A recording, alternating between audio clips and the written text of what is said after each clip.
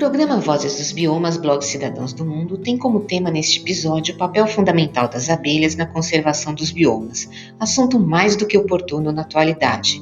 Para falar sobre esse tema, com detalhes curiosos e interessantes sobre diferentes espécies pelo Brasil e no contexto da bioeconomia, nosso 131º convidado é o biólogo Cristiano Menezes, chefe adjunto de pesquisa e desenvolvimento da Embrapa Meio Ambiente, que é doutor em entomologia pela Universidade de São Paulo e especialista em abelhas sem ferrão. O pesquisador é criador e curador de uma fototeca com centenas de espécies de abelhas, um acervo de imagens coletado nas mais diferentes regiões. Menezes também integra projetos sobre 60 espécies principais de abelhas sem ferrão manejadas no Brasil.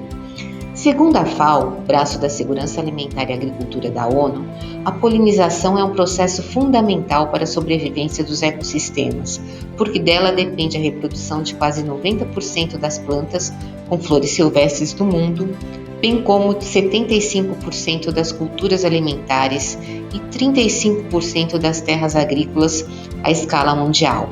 Estima-se que aproximadamente 35% dos polinizadores de invertebrados, especialmente abelhas e borboletas, e cerca de 17% dos polinizadores de vertebrados, como morcegos, estão ameaçados de extinção.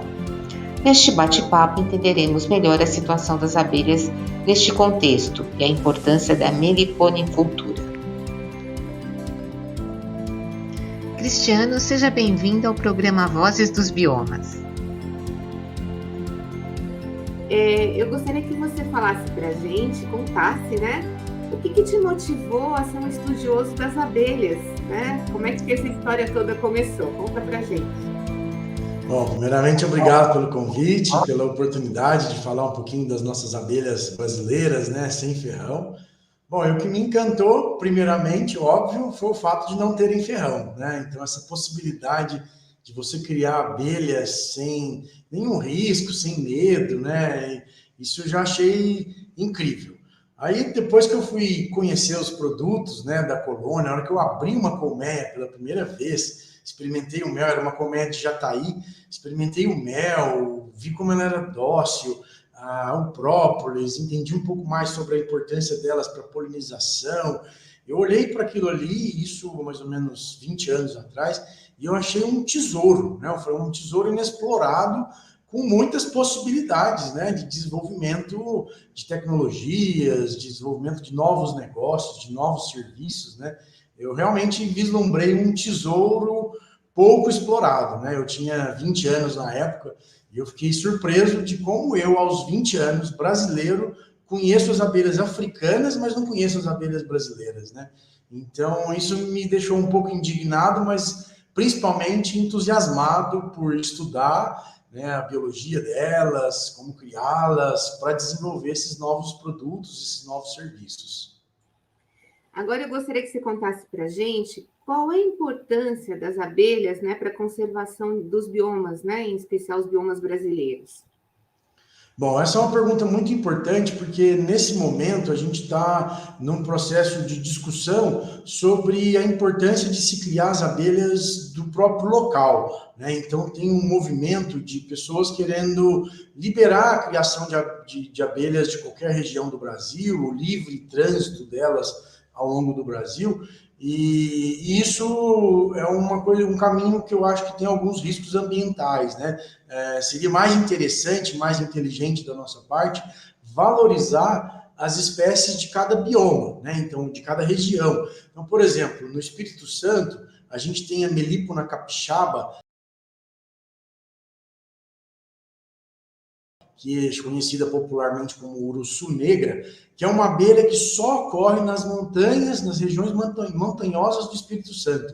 Se a gente liberar o trânsito dela para qualquer lugar, a gente perde esse valor rico, né, do Espírito Santo de ter uma abelha própria, única, que só eles têm, né? Seria muito mais inteligente a gente valorizar isso e criar uma identidade, né, um selo de origem geográfica, valorizar o mel dessa abelha, o ambiente onde ela vive, né, fazer um programa de turismo para as pessoas irem conhecer a realidade da criação dessa espécie, onde ela vive naturalmente, as curiosidades, né? E assim como esse caso do Espírito Santo, a gente tem dezenas de outros espalhados pelo Brasil, né, de abelhas incríveis, com características e comportamentos super distintos, né? Então, por exemplo, a gente tem na região do Cerrado, ali Goiás, Triângulo Mineiro, uma abelha que a gente chama de marmeladinha preta, que ela tem um comportamento super bizarro, que a gente encosta nela, ela finge de morta, né? Então, é divertido, ela produz pouco mel, não é uma abelha que vai ter uma atração por essa finalidade, mas para a educação ambiental, para as crianças poderem interagir com essa abelha e ter essa sensação, é uma abelha incrível, que só ocorre ali naquela região do Cerrado, né, específica daquela região. Se a gente for para o sul do Brasil, a gente tem a guaraipo,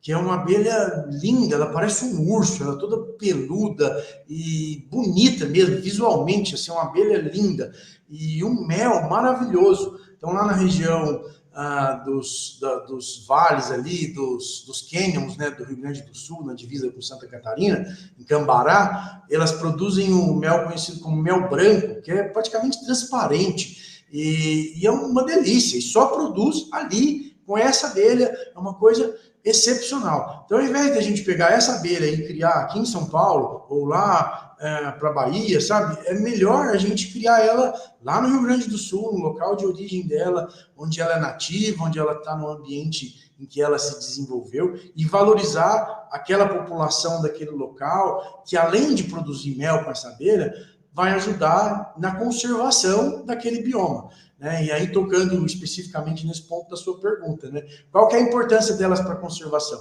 Então, essa abelha, lá na região daquele bioma, ela é polinizadora de uma série de plantas nativas. Então, ao longo de milhões de anos de evolução, ela coevoluiu com as plantas daquele lugar. Se eu levo ela para um outro local onde ela não está adaptada, primeiramente ela vai ter dificuldade de sobreviver num outro local. Ela está adaptada àquele clima frio, àquele ambiente úmido que é ali na região da Serra, da região sul.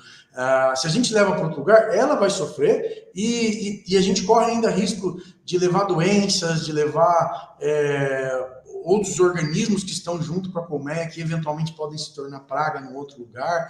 Então, é muito importante esse lado, né, de conservar a abelha do próprio local. E ali ela vai fazer o seu papel de polinizadora, que é o papel ecológico mais importante das abelhas. Ao visitar as plantas, né, as flores, para buscar sua comida, ela vai transportar os grãos de pólen de uma flor para outra, e esse processo é fundamental para a produção de frutos e sementes. Né? Então, é tanto importante para o ambiente natural, para as plantas se reproduzirem, quanto para a própria agricultura, né? E eu gostaria que você pudesse dar alguns exemplos também do bioma amazônico, né, da caatinga, né? Essas abelhas curiosas aí que você contou para a gente. A diversidade é longa, eu posso ficar aqui o dia inteiro contando exemplos, viu? Mas vamos lá. Olha, na Amazônia tem algumas muito interessantes e curiosas. Uma é a uruçu-boi, que é uma abelha da Amazônia, que é a maior abelha sem ferrão do mundo. Ela é maior do que uma abelha africanizada, ela é bem grande, brava, uma abelha agressiva, e a gente não consegue criar ela em caixas, mas ela tem um mel muito valorizado, e durante muito tempo ela foi predada, né, de uma forma insustentável, mas é uma abelha curiosa pelo tamanho. Tem uma outra na região do Pará, lá próximo a Belém, região de Mangue, próximo de Belém, que é a uruçu amarela, que produz, para mim, o melhor mel do Brasil, talvez o melhor mel do mundo, dos que eu já experimentei, assim, da minha preferência, pelo menos, é o melhor, mas ele já ganhou vários prêmios aqui no Brasil, inclusive, que é o uruçu amarela. Ele é um mel que é azedinho, ele não é tão doce, né? Parece mel com limão, assim, é uma delícia, é uma característica individual dessa espécie. Na região do Nordeste, a gente tem algumas também muito interessantes, uma que é muito adaptada à seca, né, a região semiárida, ali na região de Mossoró, por exemplo, no Rio Grande do Norte, é muito criada, que é a Melipona subnítida, né, conhecida como jandaíra. ela é uma abelha que é muito dócil também, vai produzir aí em torno de meio litro a 1,5 litro de mel por ano, dependendo do manejo, dependendo do regime de chuvas. Mas o curioso dessa abelha é que ela é adaptada a esse clima de secura extrema. Então, lá naquela região, a gente vai ter mais ou menos uns 3 a 4 meses de flores disponíveis no ambiente, que coincide com o período das chuvas, né? Que geralmente começa ali em janeiro e vai até março, abril. E aí é quando ela se alimenta, estoca o máximo de comida que ela consegue e depois ela quase que hiberna e vai passar todo o período da seca guardando as suas energias, né, na manutenção do ninho ali para poder sobreviver a esse clima extremo. E lá tem uma curiosidade que tinha um padre antigamente, que é o padre Bruni, que ele disseminou a cultura da criação de abelhas pela cidade. Então, é muito comum você estar andando na cidade falando sobre abelhas, né? Isso aconteceu com a gente andando nas ruas de Mossoró, e uma pessoa fala, vocês gostam de abelha, não sei o quê? Então, eu tenho 200 aqui na minha casa, e ele abre o quintal dele assim, e 200 caixas dessa abelha, uma do ladinho da outra, eles criam como se fosse um sistema de prateleiras assim, um espacinho de jardim de 20 metros quadrados, ele tinha 200 colmeias. E isso é para a cidade inteira, bem fã assim, desse mel, muito valorizado, e foi o primeiro lugar que eu vi a colocarem mel de abelha sem ferrão no supermercado, com um selo de qualidade, sabe, todo bem organizado, mostrando que é viável, né? É possível transformar essa atividade que é tão gostosa, tão importante do ponto de vista ecológico, mas que também pode gerar renda para essas pessoas, né? Pode valorizar nossa mata conservada, pode gerar renda a partir da floresta em pé, né? Que é uma grande vantagem hoje em dia, né? E para a gente completar aqui esse ciclo, né? Pantanal, né? A Mata Atlântica, né? Você falou um pouco, mas para a gente, né? Concluir. Legal. Deixa eu dar uma rodadinha pelo Brasil, né? Vamos lá. No Pantanal, eles têm uma abelha que é maravilhosa, também morfologicamente, assim, o bicho é bonito, que é a manduri do Mato Grosso, que eles chamam, que ela é uma abelha um pouco menor entre as melíponas, né? Ela não é tão grande, mas o abdômen dela ela tem faixas amarelas, mas é um amarelo fluorescente, tão linda, assim, visualmente, parece um monte de vagalume voando quando você abre a colmeia. E elas são bravinhas, não são tão mansas, elas mordem a gente, mas produzem um mel também maravilhoso. E eu não conheço muito os criadores daquela região, mas já recebi notícias de que o pessoal está bem avançado e criando numa escala bem razoável.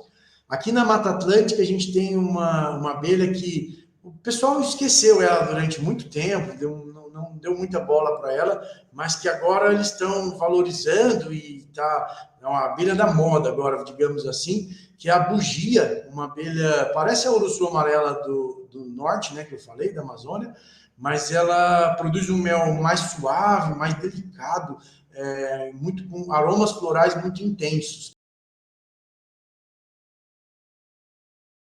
Então, essa também é uma característica da meliponicultura, né? Cada abelha vai fazer o seu mel diferente da outra, né? Tem a sua identidade. Então, é uma abelha que está muito valorizada aqui no estado de São Paulo, ela vai desde o sul da Bahia até Santa Catarina, nessa região litorânea da Mata Atlântica.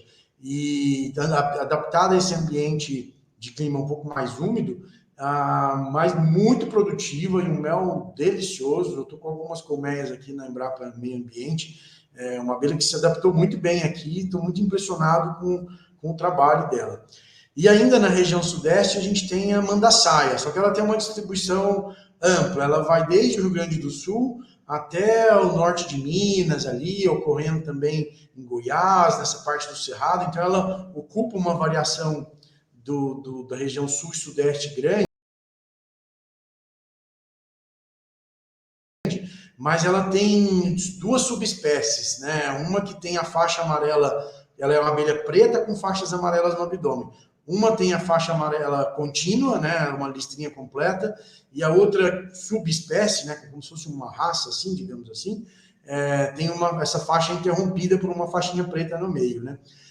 E é interessante comentar sobre isso, que a gente olha para essas duas subespécies, são muito parecidas, elas evoluíram conjuntamente durante muito tempo, mas elas têm, ao longo da evolução, desenvolvido essas características diferentes. E é muito importante a gente também não misturar essas duas populações, né? Porque isso não é à toa, né? Essas faixinhas no abdômen dela estão muito relacionadas à sua capacidade de termorregulação, ao horário de voo dela. Então, quando a gente olha a morfologia, o comportamento de um animal, né, de uma abelha, ela está muito adaptada ao lugar onde ela vive. Né? Então, não é à toa que ela tem essa característica morfológica, mas é uma das abelhas importantes para a meliponicultura, fácil de criar, fácil de multiplicar e também produz um mel maravilhoso. O mel dela tem uns aromas amadeirados, parece aquele vinho que ficou no carvalho há muito tempo, sabe? Ele vai adquirindo esses aromas amadeirados. É um dos meus favoritos também, especialmente na época de maio, junho, que tem a florada do açapeixe aqui na nossa região. Fica um mel maravilhoso, assim. Então, essa é a nossa riqueza, né, da nossa diversidade das abelhas sem ferrão. E para fechar essa rodada pelo Brasil, deixa eu contar só de uma que também eu adoro, que é um mel bizarro, que é um mel que tem leves aromas de queijo e levemente salgadinho, que é a borá, uma abelha que ela ocorre praticamente no Brasil todo. A gente tem essa abelha, um mel extremamente exótico. Quando você coloca na boca, é um choque de realidade, porque você imagina sempre uma coisa mais docinha, por mais que o mel das abelhas sem ferrão varia, esse eu acho que é o que bate recorde assim, de estranheza, né? Então a maioria das pessoas não passa indiferente quando experimenta esse mel. Nossa, a gente fez uma viagem muito legal, né? E quem não vai ficar curioso, né, de conhecer, né, não só a anatomia, né, a beleza estética, né, e o serviço ecossistêmico, né, que essas abelhas estão fazendo. Mas algo interessante também para a gente saber, eu acho que a FAO alerta, né, do declínio das abelhas no mundo, né, da população das abelhas. Então, eu gostaria que você falasse como é que é o ciclo de vida, né, que ela não tem um ciclo de vida tão longo. E, ao mesmo tempo, quais são os tipos de pressões maiores, em especial no Brasil? Legal, essa pergunta é super importante, né? Porque a gente vê muita informação na mídia e nem sempre ela é tratada de uma forma cuidadosa e, às vezes, até de uma forma meio desesperadora, né? Mas, assim, de uma forma geral, o que a gente pode... Primeira coisa que a gente precisa explicar é que, quando a gente fala de abelhas, a gente está falando de uma grande diversidade de espécies. No mundo, são mais ou menos 20 mil espécies de abelhas diferentes conhecidas. 20 mil. Só no Brasil, são 2 mil conhecidas, mais ou menos. Um pouquinho menos que 2 mil. Então, assim, falamos de abelha, a gente imagina aquela abelha africanizada. Mas, na verdade, é muito mais do que isso. E aí, para as diferentes espécies, existem diferentes pressões. A maioria dessas espécies são solitárias, né? Esse é um ponto importante de falar. Elas não formam colmeias complexas, como essa que produz mel. Então, digamos que no mundo, é mais ou menos entre 90% e 95% das espécies possuem esse hábito solitário. E aí a gente não consegue, a grande maioria delas a gente não consegue criar, não consegue multiplicar. Essas são as mais ameaçadas, porque elas dependem dos ambientes naturais para sobreviverem. As abelhas de mel, a gente consegue criar, a gente consegue multiplicar, e apesar de em alguns lugares a gente observar redução no número de colmeias, né, principalmente manejadas, elas não estão em risco de extinção. As que estão realmente ameaçadas são as abelhas nativas de cada lugar, especialmente as que têm distribuição restrita. Então, as que ocorrem somente em poucos lugares, como, por exemplo, como eu citei, a Melipona capixaba, que só ocorre nas montanhas do Espírito Santo, essas são as mais ameaçadas por causa, principalmente, da destruição das áreas de ambiente natural onde elas vivem. Então, essa é digamos, podemos dizer que, de uma forma geral, a nível global, essa é a principal causa. Mas a gente tem várias ameaças às abelhas, além da destruição dos habitats. Então, o uso exagerado de pesticidas, as mudanças climáticas afetam as abelhas. Aquilo que eu comentei lá no comecinho, né, o trânsito de abelhas ao redor do mundo, a introdução de espécies invasoras, a introdução de doenças, né, de um lugar para o outro, isso é uma ameaça muito importante, tanto para as abelhas silvestres quanto para as abelhas manejadas, né? E o que a gente tem que fazer, né, que é o mais importante, eu acho que é falar sobre isso. O que a gente tem que fazer para ajudar as abelhas? Primeira coisa, parar de destruir o que a gente tem, né? Então, hoje a gente vê que um aumento, né, uma retomada do desmatamento no Brasil, por exemplo. A gente precisa frear isso. Em alguns lugares a gente ainda tem uma área de reserva grande, uma área natural grande, como por exemplo na Amazônia.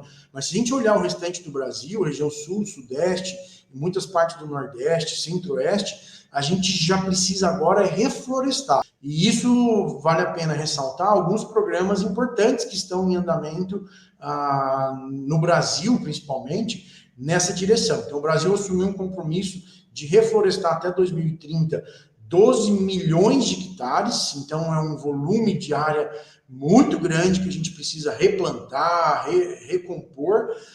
E o Estado de São Paulo, especificamente, fez um compromisso, um programa que chama Refloresta SP, que é uma meta ambiciosa de até 2030 reflorestar 1,5 milhão de hectares. Esse é o caminho, não temos outra alternativa para olhar para o futuro e conservar as nossas abelhas, conservar a nossa biodiversidade. E isso vai beneficiar não só as abelhas, mas vai beneficiar os agricultores, porque vai melhorar o regime de chuvas, vai beneficiar as pessoas que estão no ambiente urbano, porque vai melhorar a captação de água e as nossas reservas de água, muda o microclima, né, daqueles lugares onde a gente refloresta. A biodiversidade, ela tem essa capacidade de se regenerar. A gente só precisa realmente dar esse empurrãozinho. Esse eu acho que é a principal ação, né, que a humanidade pode adotar para proteger as abelhas e todo o nosso ecossistema que tem tanta riqueza, né? E quanto ao ciclo de vida, né? Qual é o ciclo de vida, assim, de uma forma geral, das abelhas? Legal, desculpa, eu tinha pulado essa pergunta, essa resposta. Vamos lá. As abelhas solitárias, elas têm um ciclo geralmente anual. Elas têm uma fase de reprodução, e aí elas vão botar os seus ovos no chão, ou em cavidades pré-existentes, no buraco de uma árvore, e gomos de bambu, por exemplo. E aí essa fase larval, geralmente ela vai ficar latente até a próxima estação reprodutiva. Às vezes demora 160, 180 dias nessa fase larval. E a vida do adulto é mais curta, dura poucas semanas, 4, 5 semanas geralmente. Nas abelhas sociais, né, como as abelhas sem ferrão, uma operária vai viver mais ou menos 40 dias, somente. A rainha não, a rainha vive bastante, ela vai viver 2, 3 anos em média, então ela vive mais. E as colônias, elas são perenes, ou seja, elas não têm um ciclo de vida anual, por exemplo, como as abelhas solitárias. Um ninho ela pode durar ali por décadas naquele mesmo local, né? Então, as abelhas sociais, elas podem ser perenes, sobreviver ao longo de muitos e muitos anos, né, naquele mesmo local. Então, essa é uma característica importante dessas abelhas. Outro ponto interessante do ciclo de vida delas de mencionar é que as abelhas africanizadas, elas têm essa capacidade de abandonar o lugar onde elas estão e ir para um lugar diferente. Então, se tem um ambiente que está ruim, que está desagradável, ela, por exemplo, pega fogo ou algum problema naquele local, começa a pegar sol demais, elas abandonam e vão morar num novo local.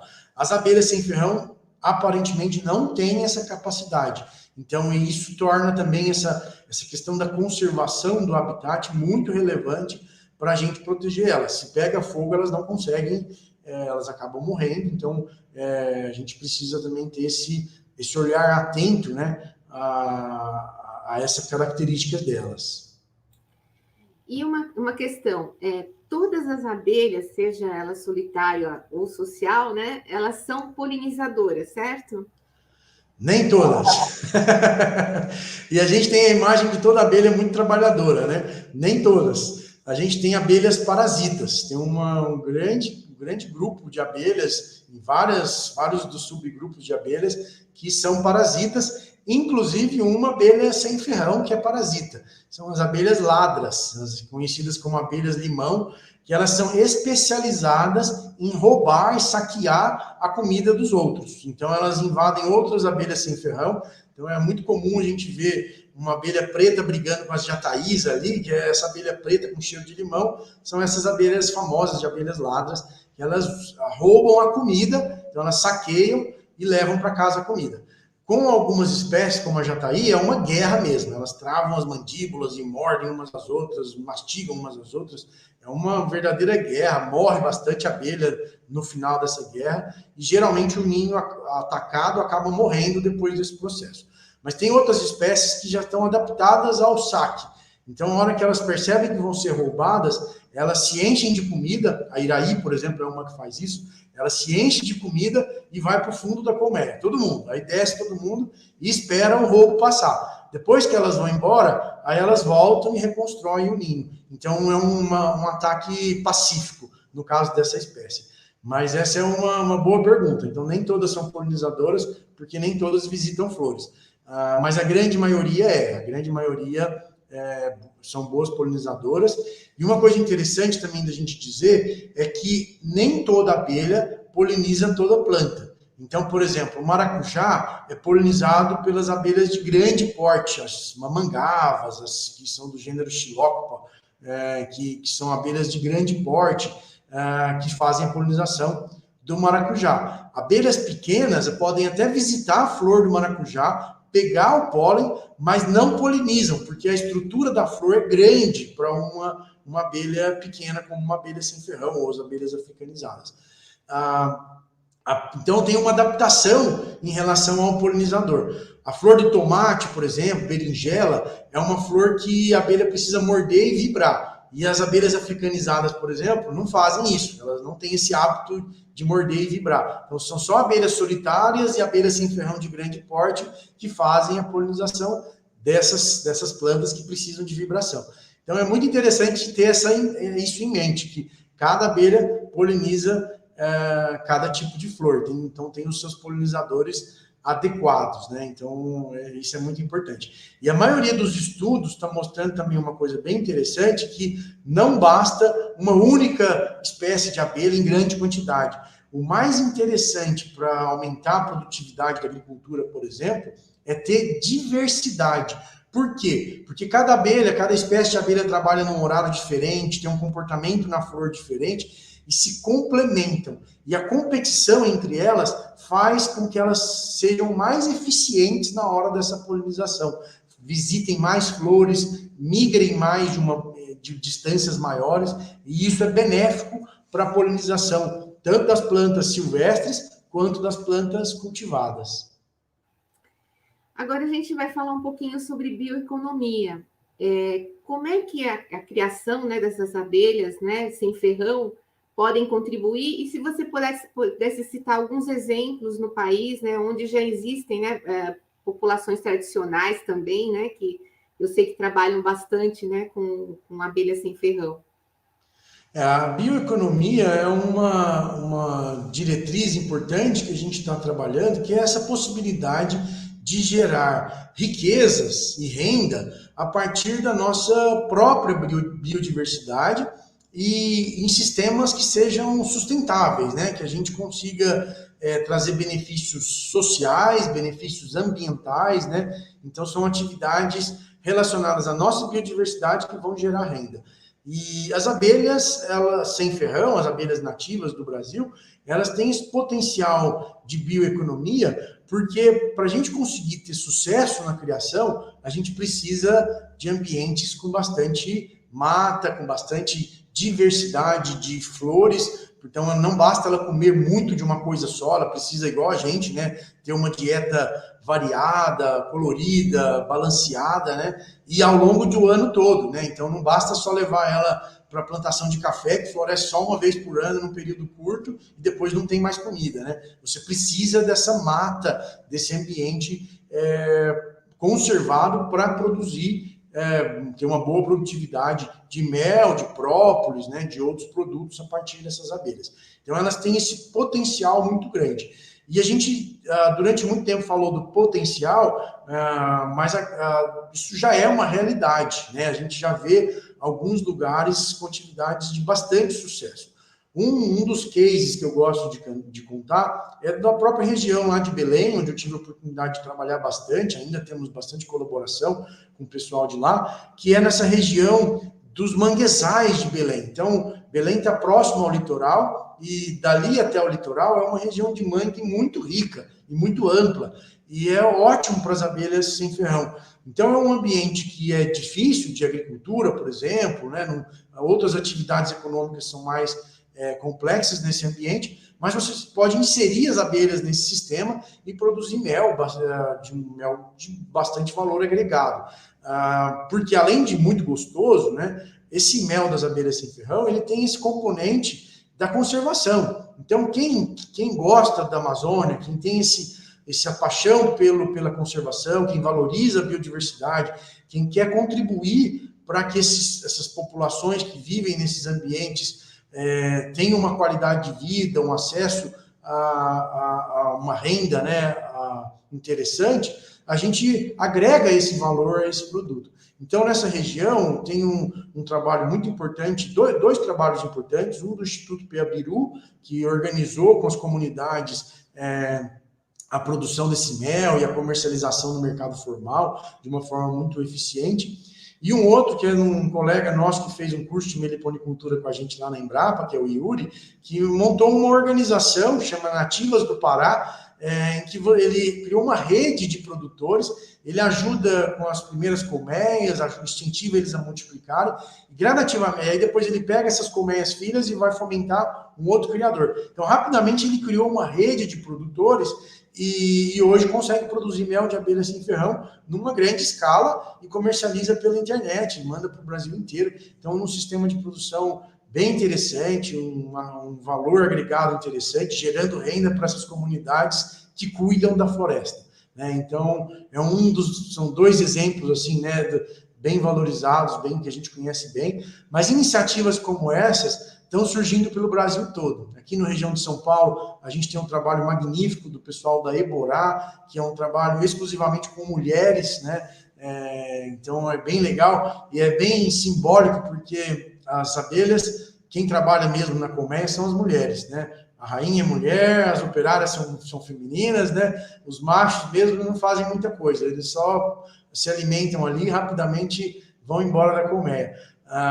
Então, é muito legal esse trabalho da Eborá, que é feito por mulheres, né? E tem crescido bastante e desenvolvido não só o mel, como outros produtos interessantes, a partir do própolis, dos outros produtos da colmeia. Então, numa relação aí de pesquisa com a produção muito interessante. E, enfim, né, exemplos como esse a gente tem espalhados, né, pelo Brasil inteiro, regiões com produção bem interessante e que valem a pena a gente conhecer. E é importante lembrar isso, né? Quando a gente está comprando um potinho de mel de abelha sem ferrão, não é só uma comida gostosa, porque é maravilhoso, realmente é delicioso, mas é muito mais do que isso. Você está ajudando a conservar a biodiversidade, você está ajudando a valorizar essas pessoas que estão ajudando lá na ponta a cuidar da natureza. E uma atividade que a gente percebe muito interessante é que a maioria dos criadores de abelhas adora plantar. Então, se você olhar uma imagem de satélite assim, próximo a um criador de abelha, você vai ver que é tudo verde ali em volta. Porque ele planta, ele refloresta, é uma atividade que estimula a pessoa a criar e produzir. Nós temos um exemplo, uma pessoa muito importante lá na região de Barra do Corda, foi um pioneiro no mundo das abelhas sem ferrão, que é o Wilson Mello, um grande amigo, um grande colaborador, que criava uma abelha que ninguém dava bola, que ele chama tubi.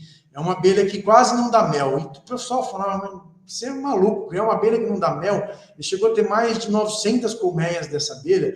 E quando ele começou, ele herdou as terras da família, e ele era um plantador de acerola. Então, ele queria as abelhas para aumentar a produtividade de acerola na região. mas ele viu que depois a acerola era o de menos, assim, que o valor mesmo estava nas abelhas, em toda aquela diversidade do ambiente que ele estava. Então ele começou a plantar açaí, a reflorestar as áreas que estavam desmatadas da propriedade, e ele observou que a biodiversidade começou a voltar, a água começou a voltar. Então ele manda alguns videozinhos dele para mim no WhatsApp, mostrando jacaré pintado no fundo da casa dele, assim, de área que era seca, e a água voltou a brotar depois desse longo tempo de plantio de mudas e plantas e tal. E hoje ele gera renda. A abelha é a principal renda dele, né? Principalmente pelo própolis, ele explora essa abelha para uso do própolis, e ele faz uma pomada que ficou super importante, é o produto mais importante dele, mas depois ele agregou na propriedade a renda com açaí, a renda hoje ele recebe escolas para ensinar, né, a importância dessa biodiversidade.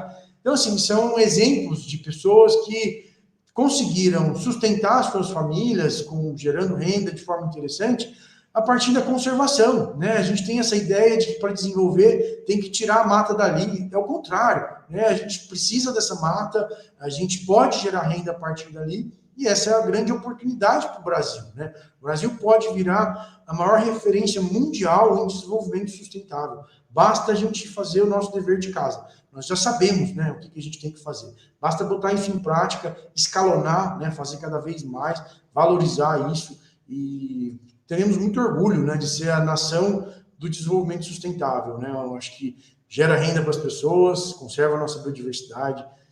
Essa é a nossa esperança. A meliponicultura é um dos exemplos mais bonitos, né, que a gente tem nesse universo, mas tem muitos outros. E, Cristiano, tá muito bom, né, conversar com você. A gente está chegando aos momentos finais e eu gostaria que você pudesse também explicar qual a diferença da abelha sem ferrão, dessa africanizada, né?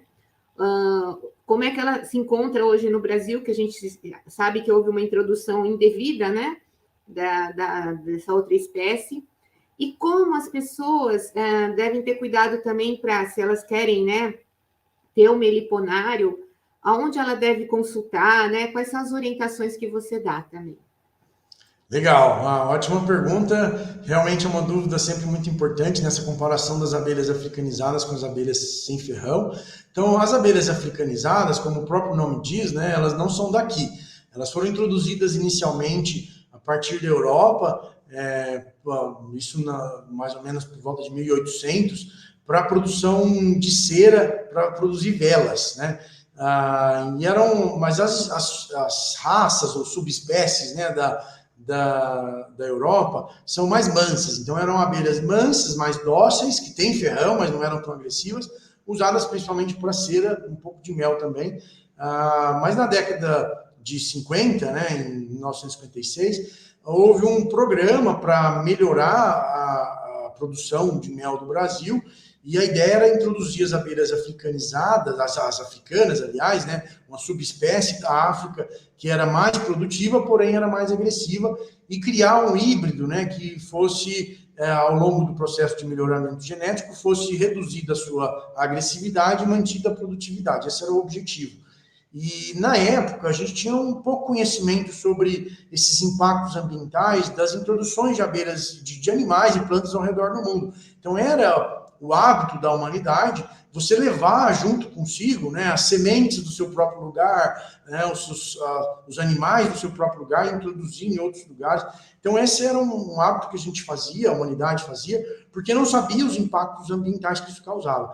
Mas é importante salientar que hoje a gente já sabe que mudou, né? Nossa informação científica mostra que não devemos fazer isso, né? Inclusive com as próprias abelhas sem ferrão, fizemos isso durante muito tempo, de levar abelhas para diferentes regiões, ou por motivos de ciência, ou por motivos de produção. Mas isso é uma mudança importante. Então, essas abelhas que a gente usa hoje para mel, que são as africanizadas, são importantes para a geração de renda, elas também têm um papel importante na polinização, então a gente consegue criar em grande escala, movimentar para as lavouras, né, e fazer a polinização da agricultura. Então, apesar de serem agressivas e terem trazido alguns transtornos, né, em algumas mortes, eventualmente por acidentes, ela traz também um benefício econômico importante. E hoje faz parte do nosso ambiente. Mas as abelhas sem ferrão são as abelhas nativas, né, que evoluíram aqui e não são exclusivas do Brasil, elas ocorrem em toda a região tropical e subtropical do mundo. Então tem na África, na Ásia, na Austrália, são espécies diferentes em cada lugar, mas sem ferrão também, desse grupo. Mas é uma riqueza que está sendo cada vez mais valorizada. Uma diferença muito importante que é legal de contar é o mel, né? Então, o mel das abelhas africanizadas, essas abelhas, elas concentram o néctar até uma quantidade tão grande de açúcar que micro-organismos que estão ali não conseguem se reproduzir e estragar aquela comida. Então, a estratégia de conservação do mel delas é desidratando o néctar, né? A principal estratégia. Elas adicionam outras substâncias ali que vão ajudar na conservação, mas o principal é essa concentração. Então, tem mais de 80% de açúcar. O mel das abelhas sem ferrão, não. É outra estratégia diferente. Elas não concentram tanto, então a gente vai ter mais ou menos 70% de açúcar em média no mel das abelhas sem ferrão, e com essa quantidade de açúcar, micro-organismos conseguem proliferar ali. Então eles fermentam o mel na colmeia, isso faz parte da natureza delas, não é que estragou. São micro-organismos benéficos que convivem com as abelhas, e cada abelha tem que a gente chama de microbioma, que são esse conjunto de micro-organismos que vai fazer essa fermentação. E é isso que vai dar os aromas diferentes, né? O azedinho, o sabor diferente ali, como comentei, de queijo, né? Então, esses micro-organismos são importantes. Além disso, as abelhas africanas guardam no favo de cera pura. Aquilo ali não passa muito sabor para o mel. Ele é meio inócuo. Mas as abelhas sem ferrão, não. Elas fazem um pote que é feito de cera mais própolis, que são resinas de plantas que elas coletam no ambiente. Então, ele funciona como um barril de carvalho no vinho. Com o tempo, ele vai passando aroma para o mel. Então, eu, por exemplo, que tenho um pouco mais de experiência de degustar mel para todo lado, eu consigo, pelo paladar, saber se aquele mel veio da jataí ou se veio da mandaçaia, por causa da identidade que esse contato com a cera delas, com essa resina da colmeia traz. Então, é uma identidade muito forte. Então, esses dois processos, a fermentação, mais essa, vamos dizer assim, maturação, né, nesse pote, traz essa diferença nesses aromas. Então, essa eu acho que é a coisa mais charmosa, assim, nesse aspecto da produção de mel especificamente. Da regulamentação era a segunda pergunta. E aí, bom, essa pergunta é muito importante, né? A pessoa que quer criar essas abelhas, o que ela tem que fazer? Primeira coisa é fazer o nosso curso gratuito lá no site da Embrapa, um curso que a gente fez em parceria com a Associação Abelha. Está disponível, tem 2 cursos, um de meliponicultura geral, que a gente ensina os conceitos básicos, e outro meliponicultura urbana, que são as pessoas que querem criar essas abelhas na cidade. E antes que as pessoas se assustem, né, tem abelhas nativas sem ferrão na cidade. Jataí, por exemplo, adora o ambiente urbano. Então, a gente ensina as pessoas a criar nesse curso. Então, recomendo que quem tenha interesse em saber mais, em criar, façam esse curso. A gente dá as dicas básicas, assim, para você começar. Claro que o virtual não é igual ao presencial. Então, eu recomendo também que depois que fizer o nosso curso online, procurem algum curso presencial próximo da região de vocês, visitem os criadores da região de vocês para conhecer um pouco mais da prática, né? Vocês vão gostar. E aí, do ponto de vista mais prático, para começar essa criação, é sempre importante comprar colmeias de criadores regularizados, que multiplicam as colmeias, e para fazer a criação, você precisa se regularizar. Só que cada estado no Brasil está fazendo sua própria regulamentação. Então, tem alguns estados que quem tem uma única colmeia precisa se registrar no órgão ambiental e no órgão de defesa agropecuária. São Paulo, por exemplo, é assim. Quem tem uma única colmeia precisa se registrar no GFAL, que é a parte ambiental, e no GDAV, que é a parte de defesa animal. É um sistema um pouquinho chatinho, mas tem um manual lá de instrução de como fazer. Outros estados seguem uma regulamentação federal. Quem não tem a regulamentação estadual segue a regulamentação federal. O Pará, por exemplo, não tem uma regulamentação própria. Então, a gente tem lá o que rege é se você tem até 50 colmeias e não tem finalidade comercial, você não precisa se registrar. Mas se você tem finalidade comercial ou mais que 49 colmeias, ou seja, de 50 para cima, você precisa se regularizar, se registrar no órgão ambiental. Por quê? Porque são abelhas da nossa fauna silvestre, né? É como criar um jabuti, ou como criar uma capivara, né? Um animal silvestre que a gente precisa desse cuidado, né? Para que seja realmente sustentável. Então, esse tipo de regulamentação existe para proteger, né, a nossa biodiversidade e para que a gente conheça onde estão os meliponicultores, a quantidade que eles estão criando e contribua, inclusive, com políticas públicas para melhorar o segmento, né? Então, procurem se informar no seu estado como está o estado da arte, né? As regulamentações, onde que você precisa se registrar, porque cada estado está fazendo a sua própria regulamentação. E para a gente encerrar mesmo, eu gostaria que você falasse da fototeca. Muito interessante. Conte como é que surgiu, né? Eu sei que é você que é o curador, né? Mas como é que quantas espécies são registradas? Conta um pouquinho para a gente. Bom, a fototeca ela surgiu de uma necessidade nossa de organizar uma coleção de fotos que eu tinha, né? Eu sempre gostei muito de fotografia e de abelhas, óbvio, então tinha uma coleção de mais de 10 mil fotos desorganizadas nos meus arquivos próprios, né?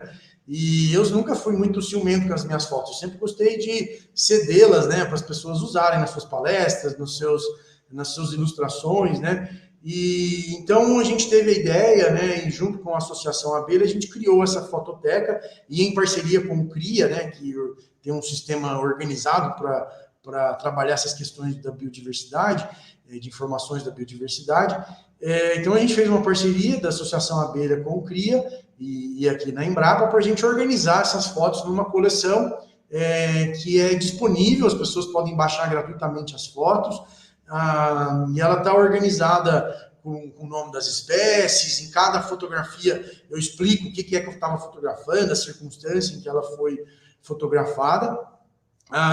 Então a gente tem pelo menos ali umas 100 espécies de abelhas sem ferrão registradas já, com fotos no ambiente natural, fotos da criação e com essas explicações. Então, além de tudo, as pessoas podem, pelas fotos, aprender um pouquinho mais sobre a biologia delas. E é gratuito, cada um pode acessar. Mais recentemente, a gente está no processo de atualização, em que a gente está colocando um tipo de fotografia mais específico, que é da abelha de perfil, com os detalhes do corpo dela, para que as pessoas possam comparar. E elas são sempre tiradas na mesma configuração da máquina, de forma que estão sempre padronizadas em relação a tamanho, para comparar uma com a outra, coloração, então está tudo mais ou menos no mesmo padrão, com escala e tal, que é bem legal. Essa a gente ainda está atualizando, eu estou atrasado, na verdade, já deveria ter colocado isso no ar, mas em breve prometo que isso vai estar lá. Mas enquanto não chega lá na fototeca, já está disponível no site da Associação Abelha as fichas catalográficas de cada uma dessas espécies, onde a gente coloca essa foto de perfil, quando a gente tem ela já disponível, e a foto da entrada do ninho, e as informações básicas da biologia, e mais importante, os estados onde essa abelha ocorre, de acordo com a lista do Instituto Chico Mendes, que levantou essas informações e a gente colocou nessa ficha. Então, ela já está disponível lá no site da Associação Abelha, também é gratuito, pode baixar à vontade. Isso que é muito bacana, porque as pessoas veem em quais biomas, né, essas abelhas são a sua origem também, e ao mesmo tempo é um trabalho, né, de anos, né, de muitos anos aí de registros, né, que também de garimpagem, né, em cada local que você visitou também. Eu agradeço, né, sua participação aqui no Vozes dos Biomas, né, e com certeza a gente vai tentar contatar também alguns desses cases, né, que você citou para a gente, muito interessantes. Obrigada, Cristiano. Legal, eu que agradeço a oportunidade de falar um pouquinho mais sobre as abelhas. Espero que vocês tenham gostado. Todos esses nossos materiais estão disponíveis, né, no site da Embrapa, no site da Associação Abelha. Procurem as informações lá, que está tudo gratuitamente disponível.